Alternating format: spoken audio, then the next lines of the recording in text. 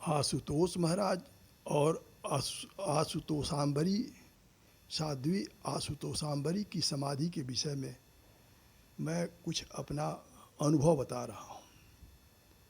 मैं बचपन से 7 वर्ष की उम्र से ही मैं गोरखनाथ मठ में रहता था।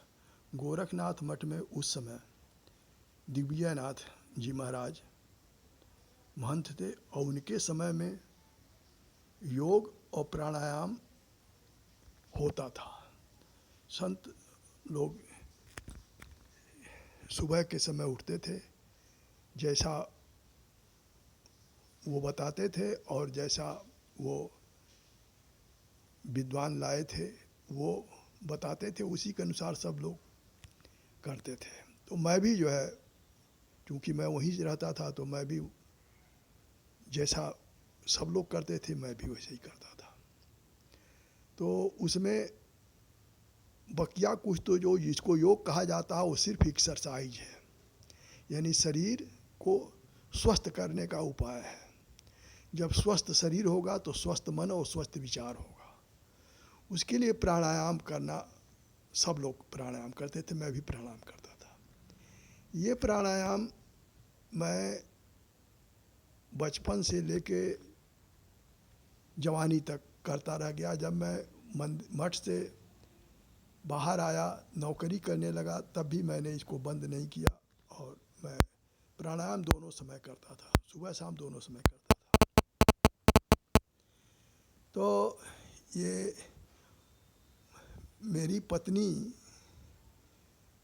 ने देखा कि जब मैं रात को सोता हूँ तो मेरा शरीर तवे की तरह जलने लगता था, और जब वो जगाती थी, जब मैं उठता था तो एकदम सामान्य हो जाता था, मुझे कुछ भी पता नहीं रहता था। तो ये परेशानी बढ़ गई। मेरा शरीर रात को सोते समय तवे की तरह गर्म होता था, हल्का गर्म नहीं होता था। तो उस समय गोरखपुर में एक प्रसिद्ध डॉक्टर, होम्योपैथिक डॉक्टर थे, हेमंत कुमार बनर्जी। वो डॉक्टरी के साथ तंत्र विद्या भी जानते थे, जो अच्छे जानकार थे, और योग विद्या के भी अच्छे जानकार थे। जब कोई औषधि काम नहीं करता था तब अपने तंत्र विद्या और योग विद्या का ही प्रयोग करते थे। मेरी पत्नी ने मुझे डॉक्टर हेमंत कुमार बनर्जी को दिखाया। उन्होंने दवा दिया और दवा के बाद उन्होंने कहा कि इसको जैसा होगा बताते रहिएगा। 1 हफ्ते 2 हफ्ते दवा हुआ, लेकिन कोई उससे फ़ायदा नहीं हुआ, कुछ भी फ़ायदा नहीं हुआ। तो मेरी पत्नी ने बताया तो उन्होंने फिर दवा बदल दिया। दवा बदलने के 2-3 बार उन्होंने दवा बदला, लेकिन कोई फ़ायदा नहीं हुआ। तो उन्होंने कहा ऐसा है कि अब आज जितने मरीज़ हैं वो सब लोग को मैं देख लूँगा, तो आपको मैं स्पेशल देखूँगा, आप बैठिए आराम से। तो मैं बैठ के इंतज़ार करने लगा। जब सब मरीज़ को देख चुके तब वो उठे और वो आकर के अपने चैम्बर में बैठे और उन्होंने मुझको बैठाया और मेरा नाड़ी पकड़ के आंख बंद करके बैठ गए, और मुझे लगा कि वो सो गए हैं। वो आंख बंद करके सो गए। उसके बाद जब कुछ देर बाद उन्होंने आंख खोला तो उन्होंने मेरी तरफ आश्चर्य से देखा। उन्होंने मुझसे पूछा कि क्या आप प्राणायाम करते हैं? तो मैंने कहा हाँ। तो उन्होंने कहा कि कब से करते हैं? तो मैंने कहा कि समय तो याद नहीं, बचपन से करते हैं। तो उन्होंने फिर अगला सवाल पूछा कि आपका गुरु कौन है? तो हमने बताया कि गोरखनाथ मठ के महंत दिव्यनाथ जी महाराज जो है हम सबके गुरु हैं। वही जो उन्हीं के निर्देश के अनुसार जैसा वो कहते हैं उसी तरीके से हम लोग, योग एक अभ्यास है जिसको एक्सरसाइज कहा जाता है, और प्राणायाम जिसको योग का शुरुआत प्राणायाम से ही होता है, वो प्राणायाम जैसा बताते हैं प्राणायाम किया जाता है, करते हैं। और यह करते करते बहुत समय निकल गया और अब मुझे कोई ये परेशानी हो गई। तो उन्होंने कहा कि ऐसा है कि आपको सोते समय कुंभक लग जा रहा है। ये कुंभक किसी दिन इतना गहरा हो जाएगा कि आपको लोग मरा हुआ समझ लेंगे और आपका अंतिम संस्कार कर देंगे, और जब आप लौटेंगे तो आपका शरीर नहीं रहेगा, आपको भूत होकर के रहना पड़ेगा।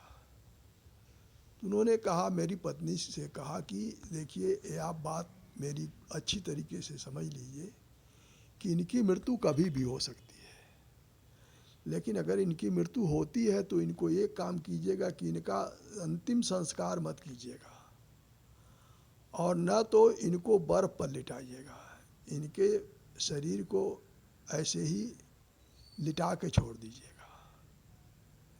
जब अगर ये कुंभक में रहे होंगे तो फिर इनका शरीर में वो शरीर फूलेगा नहीं, शरीर में सड़न नहीं होगा, ऐसे ही शरीर बना रहेगा। और इनका धीरे धीरे पैर और सर सहलाइएगा, सहलाते सहलाते ये जीवित हो जाएंगे। और अगर तुरंत नहीं होता है तो इसको कई दिन तक रखा जा सकता है, और जब तक शरीर सड़े न तब तक अंतिम संस्कार मत कीजिएगा। मेरी पत्नी ने कहा ठीक, और उन्होंने मुझसे कहा कि आप ये प्राणायाम कम कीजिए और हो सके तो बंद कर दीजिए। तो उन्होंने कहा जैसे आप मान लीजिए कि 21 बार करते हैं तो उसको 20 कर दीजिए, 19 कर दीजिए, इस तरह से एक एक घटाते घटाते इसको आप कम कर दीजिए, हो सके तो एकदम बंद कर दीजिए। मैंने वैसे ही किया, और धीरे धीरे मैंने वह कम करते करते प्राणायाम बंद कर दिया। उसके बाद मेरी परेशानी ख़त्म हो गई। तो ये जो मेरे जीवन का जो अनुभव है, इसी के विषय में मैंने जब पढ़ा, और पढ़ने के बाद जो मुझे समझ में आया, तो मुझे लगा कि मुझे अपनी जानकारी को बताना चाहिए। अगर मुझे ये जानकारी है तो न बताने से मेरा जो है वो पछतावा होगा मुझे। और ये ज़रूरी नहीं है कि जो प्रसिद्ध हो, जिसका नाम बड़ा हो, वही बड़ा होता है। जानकारी किसी को भी हो सकती है, तो जिसकी जानकारी जितनी है उसका लाभ उठाना चाहिए, और कभी किसी को छोटा नहीं कहना चाहिए। मेरे जीवन में 2 ऐसी घटनाएं घटी। एक मेरे गांव की औरत जो मर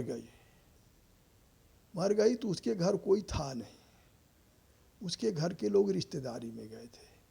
गांव वाले उनका अंतिम संस्कार कर नहीं सकते थे, इसलिए गांव वालों ने एक आदमी को जिस रिश्तेदारी में गए थे उस रिश्तेदारी में भेजा गया। और भेजने के बाद वो आज की तरह फ़ोन था नहीं, वहाँ गया, जाते आते शाम हो गया, और दूसरे दिन लौट नहीं पाया। तीसरे दिन जो है वह लौटा, और लौटते लौटते दोपहर से अधिक समय हो गया। तो जब उसको अंतिम संस्कार के लिए जब उसको वो जब शव उसका उठाया जाने लगा तो वो जिंदा हो गई, औरत जिंदा हो गई। और उसने पूरी बात बताया कि उसकी मृत्यु के बाद क्या क्या हुआ था। तो यदि संयोग से उसको उसी दिन अगर जला दिया गया होता, घर के लोग होते जला दिया गया होता, तो खेला ख़त्म था। लेकिन संयोग ही था कि घर का कोई था नहीं, तो वो बच गई। कि दुनिया में कुछ ऐसे देश हैं जहाँ 3 दिन के पहले अंतिम संस्कार किया ही नहीं जाता, अगर करेंगे तो उनके ऊपर वह केस चलेगा। हमारे देश में तो जो ही कोई मरता है तुरंत वो बोझ हो जाता है, तुरंत हटाओ तुरंत हटाओ। तो ये मेरे समझ से हम लोगों के समाज की एक कमी है, इस कमी को दूर किया जाना चाहिए। कि अंतिम संस्कार जल्द से जल्द हो जाना चाहिए। ऐसा नहीं है। अंतिम संस्कार के लिए कम से कम 3 दिन को तक तो बॉडी को रखा जाना चाहिए। तो ये घटना तो ये मैंने बताया। और एक तो मेरे अपने साथ हुई थी, दूसरी घटना भी याद नहीं आ रही तो इसलिए मैं बता रहा हूँ। आशुतोष महाराज जी के बारे में मुझे यह कहना है कि अगर समाधि के में जाने के पहले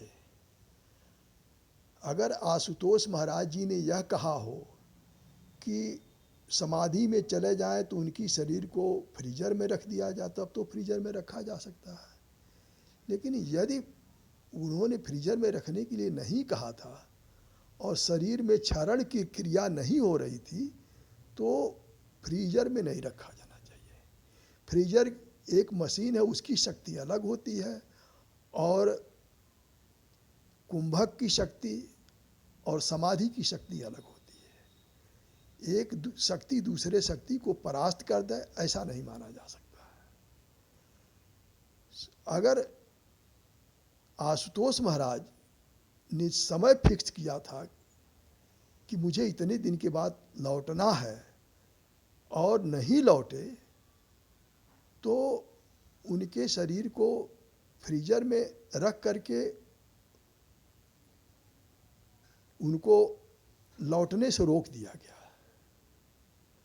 मेरा विचार है कि उनके शरीर को फ्रीजर से निकालकर सामान्य तापमान पर रखा जाना चाहिए। यदि उनकी शरीर का क्षरण होने लगा तब तो अंतिम संस्कार के बारे में सोचा जा सकता है, और नहीं यदि शरीर वैसे ही पड़ा है, उसमें कोई क्षरण की क्रिया नहीं हो रही है, अकड़न नहीं हो रही है, तो इसका मतलब है कि समाधि चल रही, मृत्यु नहीं हुआ है। और उसको शरीर को शवासन में सामान्य तापक्रम पर रख दिया जाना चाहिए, या जैसी उनकी प्रेरणा हो उस पर भी विचार किया जाना चाहिए। अब दूसरी बात है साध्वी आशुतोषांबरी की। साध्वी आशुतोषांबरी की समाधि का कारण आशुतोष महाराज को समाधि से वापस लाना है। समाधि में जाने के बाद यदि वह आशुतोष महाराज को समाधि से वापस नहीं ला पा रही हैं तो विचार आवश्यक है कि समाधि से वापस नहीं लौटने का कारण क्या है। क्या वो स्वयं समाधि से नहीं वापस आ रही हैं, या आशुतोष महाराज को वापस न ले आ पाने के कारण वह स्वयं नहीं वापस आ रही हैं। तो इस पर विचार होना चाहिए। आशुतोष महाराज के समाधि के बारे में एक बात और है कि हो सकता है कि उनके समाधि का समय पूरा न हुआ हो उनका, तो वह वापस न आ रहे हों। और साध्वी के वापस न आने का कारण है कि वह अपने गुरु को वापस नहीं ला पा रही, इसलिए वापस नहीं आ रही हैं। तो मेरा कहना है कि यदि साध्वी और आशुतोष महाराज ने समय निर्धारित किया हो अपने समाधि का और वह समय बीत चुका हो तो उनको वापस लाने का प्रयास किया जाना चाहिए, अन्यथा नहीं। उसी तरीके से यदि आशुतोषांबरी साध्वी ने समाधि में जाने के पहले कुछ निर्देश दिया हो और वह समय पूरा हो गया हो तो उनको भी समाधि से वापस लाने के लिए प्रयास किया जाना चाहिए। डॉक्टर हेमंत कुमार ने जो बताया था कि यदि कुंभक या जो समाधि की अवस्था होती है, कुंभक में अगर किसी को लगता है कि मृत्यु हो गई है तो उसके पैर के तलवा को और सर को धीरे धीरे सहलाया जाना चाहिए। लगातार सहलाने से और पैर और हाथ को एक से अधिक लोग मिल करके वह ऊपर से नीचे के तरफ जो है वह वो जिस तरीके से सहलाया जाता है, सहलाने से जो नसें बंद होती हैं वो शुरू हो जाती हैं और जीवन वापस में आ जाता है। तो ये मेरा अनुभव था। और ये ज़रूरी नहीं है कि जो विख्यात हो वही सब कुछ जानता हो, एक गंवार आदमी भी बहुत कुछ जानता। हाँ, याद आ गया, मेरे गांव का एक आदमी, वो उसका पेशाब रुक गया। उसके पेशाब रुकने से वो लोग वैद्य को लाए, दिखाए। वैद्य ने कह दिया कि यह मेरे बस की बात नहीं है, तो शहर में ले जाके डॉक्टर को दिखाया गया, सरकारी अस्पताल में और प्राइवेट सब दिखाया गया, और सभी ने कह दिया कि अब इनको घर ले जाइए, बचेंगे नहीं। घर ले जाने के बाद सब लोग अब यह मान चुके थे कि अब जितना समय जी रहे हैं, क्योंकि अब पेशाब ही नहीं हो रहा, न तो कुछ खाना पीना, और पेट फूल गया, पेशाब हो ही नहीं रहा। संजोग था कि कोई रिश्तेदारी या कोई किसी गांव के आदमी को यह जानकारी हो गई कि फला गांव के आदमी का पेशाब रुक गया है और वह मृत्यु के इंतज़ार में लोग हैं। तो उस ज़माने में लोगों के अंदर भावना थी, लोग मदद करने के लिए तुरंत तैयार हो जाते थे। तो वो आदमी हमारे गांव में आया, पता लगा कि गांव में आया, और उसने कहा कि घर में खोजिए मूस, चूहा जो होते हैं, वो चूहा, जहाँ अनाज होता है वहाँ चूहा रहते हैं, उनके जो लैट्रिन करते हैं, लेड़ी होती, काली काली लेड़ी होती है, वो खोज के ले आइए, चाहे अनाज में हो चाहे ज़मीन पर हो, कहीं ले आइए। खोज के लोग ले आए, और चूहे की लेड़ी तो मिल ही जाती, लाए, और उसको उस ज़माने में आज की तरह चम्मच नहीं होता था, सुतुही जिसको सीपी कहते हैं, जिससे बटन बनता है, उसी सीपी में जो है दूध बच्चों को पिलाया जाता था, दवा पिलाया जाता था, उसी में, उस सीपी में उसने उस आदमी ने उस लेडी को भिगो दिया, किसी अन्य धातु वाले में नहीं, क्योंकि वो सीपी वाले सुतुही में भिगो दिया। और दो चार मिनट के बाद जब वो फूल गया, उसके बाद हाथ से मल के वो पानी जो था, वो जो निकला था लेडी का, वो पानी उसके नाभि में डाल दिया, और मुश्किल से 5 मिनट के बाद उनको पेशाब हुआ, लगातार पेशाब हुआ, इतना पेशाब हुआ, पेट पच गया और ज़िंदा हो गए, और बहुत दिनों तक ज़िंदा रहे। तो कहने का मतलब यह है कि अगर उस गंवार के बात पर लोगों ने विचार न किया होता, न माना होता, तो नहीं ठीक होते।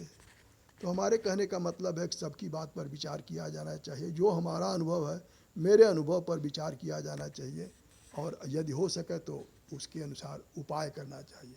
धन्यवाद।